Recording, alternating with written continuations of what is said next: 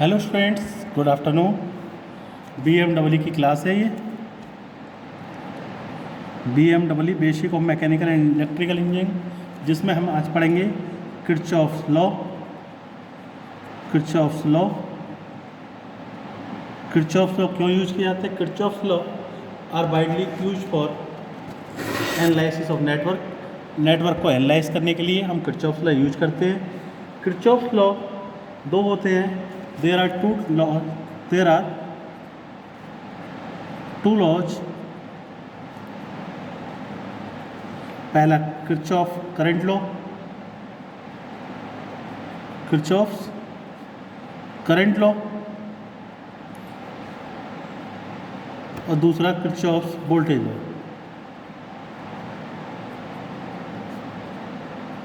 Kirchhoff's voltage law पहले हम पढ़ते हैं किरचॉफ करंट लॉ यानी KCL। Kirchhoff current law, Kirchhoff current law क्या होता है? किसी भी नेटवर्क में जंक्शन पर या जिस पॉइंट पर करंट दो या दो से अधिक करंट मिल रहे हैं, उस जंक्शन पर आने वाली धाराओं का मान जाने वाली धाराओं के मान के बराबर होता है। एंड नोड पर, किसी भी नोड पर आने वाली धाराओं का मान जाने वाली धाराओं के मान के बराबर होता है। या हम कह सकते हैं incoming current is equal to outgoing current. मान सपोज करो यहाँ पे ये पॉइंट है आपका, ये I1 है करंट, ये I2 है, I3, ये तीन करंट यहाँ से निकल रहे हैं और I4, I5 एंड I6 इसमें एंटर कर रहे हैं। तो आने वाली धारा, मैंने बताया आने वाली धाराओं का मान बराबर होता है जाने वाली धाराओं का मान, यानी I1 plus I2 plus I3 is equal to I4 plus I5 plus I6। Incoming current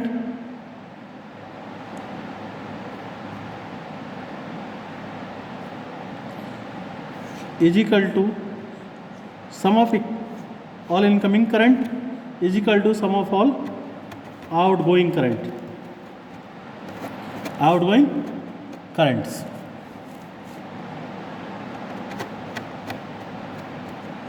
यानी आने वाली धाराओं का मान जाने वाली धाराओं के मान के बराबर होता है। ये आपका किरचॉफ का किरचॉफ का नियम कहलाता है, किरचॉफ करंट लॉ। आने वाली धारा का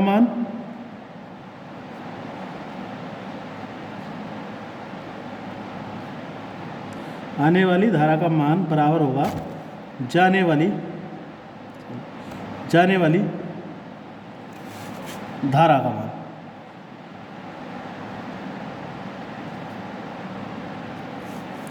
यह कह सकते हैं हम, इस वाली इक्वेशन से कह सकते हैं I1 plus I2 plus I3 minus I4 minus I5 minus I6 equal to 0, यानी summation of I equal to 0, यानी एल्जेब्रिक सम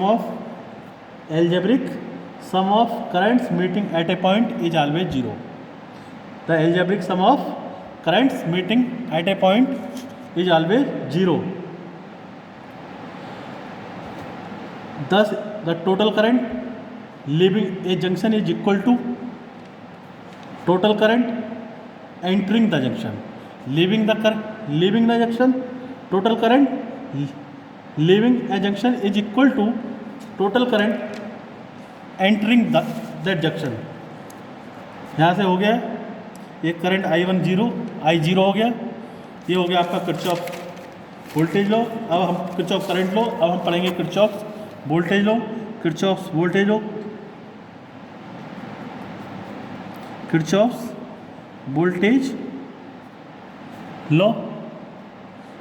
वोल्टेज लॉ क्या होता है? यानी ये वोल्टेज का लॉ है। किरचॉफ ने दो नियम दिए थे, एक करंट के लिए दिया था और एक वोल्टेज के लिए। करंट के लिए हमने पढ़ लिया, यानी incoming current is equal to outgoing sum of, जो जितना करंट्स आप लीव कर रहे हैं यानी निकल रहा है उतना ही करंट आप एंटर कर रहे हैं, दोनों का टोटल इक्वल रहेगा। ठीक, अब हम पढ़ते हैं किरचॉफ वोल्टेज लॉ या केवीएल।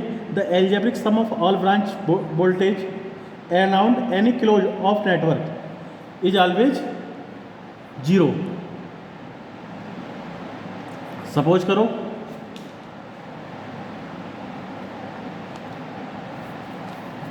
ये नेटवर्क है आपका, मान लो ये इस तरह से नेटवर्क है, ये R1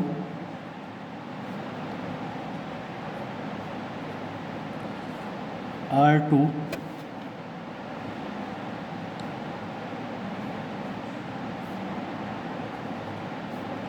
R3, ये बैटरी लगी हुई है एक, और एक बैटरी यहाँ लगी हुई है R4, ये लगा हुआ है B1 और B2। या इस तरह से बना लो आप,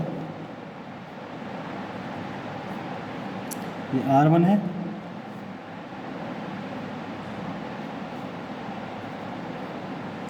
R2 R3 B1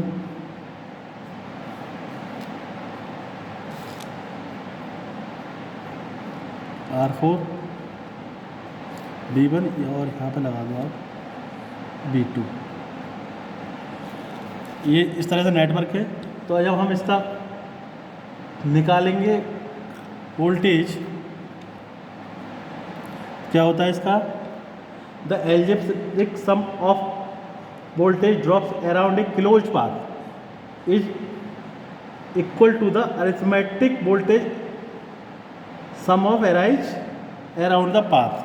मतलब इस वाले पाथ, इसमें देखो summation of B is equal to होता है summation of IR। Summation of B is equal to summation of IR, यानी B1 plus B2 is equal to, sorry ये गलत हो गया, यहाँ पे जो है ये बैटरी लगी हुई है B2। Summation B1 plus B2 is equal to R1 plus R2 IR। Current बनी आई जा रहा है यहाँ पर करने, IR1 I1 इसको मान लो, यहाँ I2, ये I3, तो IR1 I2 R2 plus I3 R3, ये हो गया आपका वोल्टेज हो, यानी टोटल वोल्टेज इक्वल टू होगा summation of total voltage summation of B is equal to summation of E I R summation of IR, यह कह सकते हैं summation of E is equal to summation of IR, ये कहलाता है। And total voltage equal to होगा the product of resistance and current. यह हो गया आपका वोल्टेज लो। अब हम एक न्यूमेरिकल करते हैं इसके बेस पे। सपोज करो ये आपका नेटवर्क है जिसमें 2 ओम का है ये और एक रेजिस्टेंस ये लगा हुआ है, और यहाँ पे एक बैटरी लगी हुई है 6 वोल्ट की, और ये 10 ओम है, और यहाँ पे 3 ओम का एक रेजिस्टेंस लगा हुआ है 3 ओम का, और यहाँ पे एक बैटरी लगी हुई है आपकी 4 वोल्ट की। ये रेजिस्टेंस है, इसमें करंट I1 फ्लो हो रहा है, इसमें I2, इसमें I3। ठीक है, कह रहा है find the value of, question है ये, find the value of I1, I2 and I3। ये 3 वैल्यू फाइंड करनी है हमें।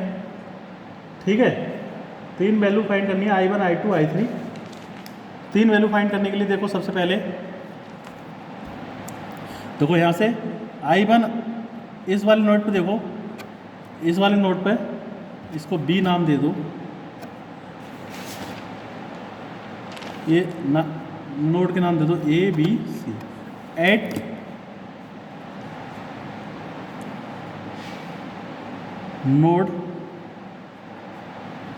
नोड बी नोड पे देखो अप्लाइंग KCL, हम जब हम अप्लाई करेंगे, अप्लाइंग KCL अप्लाई करेंगे तो क्या हो जाएगा, I1 आपका I1 एंटर कर रहा है और I2 लीव कर रहा है, I2 प्लस I3, ठीक। I1 is equal to I2 plus I3, यहाँ से या कह सकते हैं I3 is equal to I1 minus I2 कह सकते हैं। अब इस पे जो लूप अप्लाई कर दो,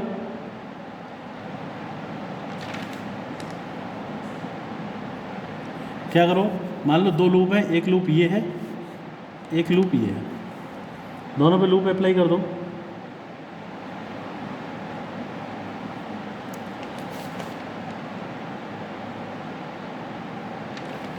ये D पॉइंट है, applying loop, applying KBL apply कर दो किसमें, इन लूप ABDA में,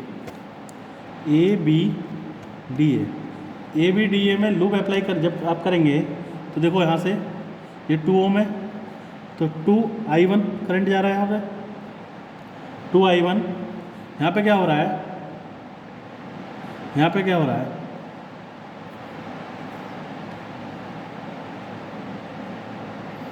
यहाँ पे क्या हो रहा है, कितना ओम है, रेजिस्टेंस कितना है, 10 ओम का, 10 ओम का रेजिस्टेंस है, करंट है आपका 10, तो प्लस 10 I2 इक्वल टू क्या हो जाएगा, वोल्टेज कितना है, 6 वोल्टेज है। तो यहाँ से हम कह सकते हैं 2I1 plus 10I2 equal to हो गया 6, यानी I1 plus 5I2 equal to 3। एक तो आपकी इक्वेशन ये बन गई। अब BCD में अप्लाई करेंगे,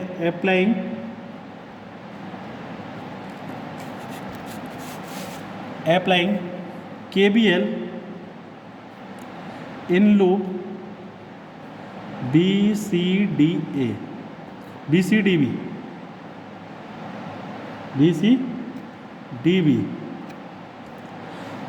में करोगे क्या हो जाएगा,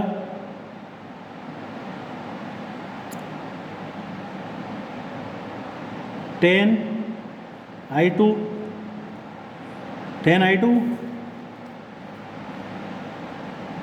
माइनस 3I1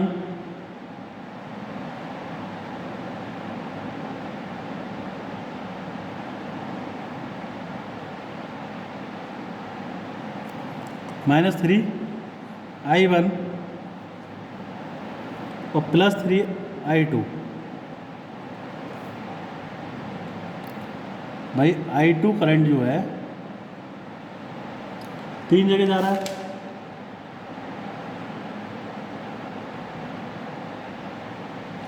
I3 पे कितना है,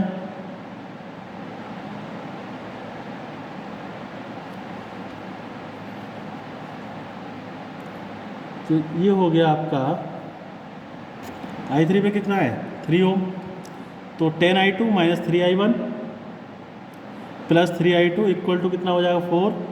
ये हो गया आपका 10I2 माइनस 3I2, 10 प्लस 3 बराबर 13I2 और माइनस ये प्लस के हो गए और माइनस 3I1 इक्वल टू हो गया 4। ये इक्वेशन हो गई।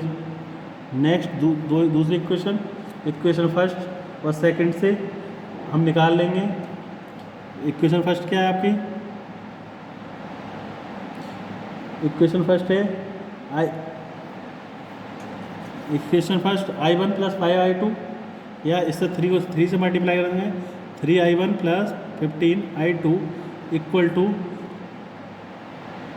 ये कितने हो जाएंगे, 6 है, 6 को सॉरी 3 है, 3 को 3 से मल्टीप्लाई करेंगे, 3 जा 9, इनको सब्ट्रैक्ट कर दो, आई ऐड कर दिए या ऐड कर नहीं पाए, इनको क्या हो जाएगा, I1 3I1 से माइनस 3I1 करते ये हो जाएंगे 13 प्लस 15, 13 प्लस 15 कितने हुए 28, 28I2 बराबर 4 प्लस 9 13, यानी I2 बराबर 13/28 इतने एम्पियर। I2 की वैल्यू इक्वेशन इसमें रख देंगे, इक्वेशन किसी भी इक्वेशन में रख दो, इसमें रख दो, I2 की वैल्यू I1 की वैल्यू निकल जाएगी यहाँ से, इक्वेशन I1 की वैल्यू निकल आएगी यहाँ से, यानी I1 बराबर I1 हो जाएगा आपका I1 प्लस 5 13/28 बराबर 3। यहाँ से I1 की वैल्यू आपको निकाल के लानी है होमवर्क में, और जब I1 और I2 की दोनों की वैल्यू निकल जाएंगी आपकी, फिर यहाँ से I3 की वैल्यू निकालनी है, I3 की वैल्यू यहाँ से निकालनी है। तो थैंक यू क्लास, आज के लिए इतना ही है। कल आपको इसके आंसर निकालने हैं, लाने हैं। Thank you class.